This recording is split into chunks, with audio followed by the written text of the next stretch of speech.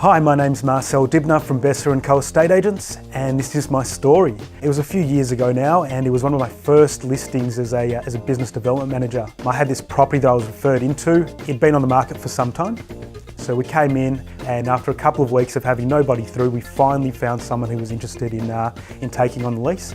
We'd approved the person, checked all their references, and then when it came time for me to come into the office, they just vanished, they disappeared, and we could not get a hold of them for anything. Multiple phone messages left, they just disappeared. I'd been bragging to everyone that I got this property away, and my ego was a bit shattered. About 2 weeks later of not having anybody through the property, I get a phone call from this lady who tells me that she's been in hospital. I'm like, thank God, no problems, I'm glad you're okay. And I jumped in my car and drove straight to the hospital to get the paperwork signed. As I walk through the hospital, I run into her room, I've got everything ready, we sign the paperwork, she exchanges the money, we high five, we hug it out, and just before I'm leaving, she asked me if I've been immunised as a child, to which I wasn't sure, but I assumed I did, but I wasn't too sure. She told me that the reason she was actually in hospital was because that she hadn't been immunised, and her throat actually closed up, swelled up, and she couldn't breathe.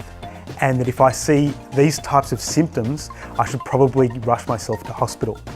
So I nervously turned around and walked out of the hospital, kind of start feeling my throat closing up in the paranoid state that I was in.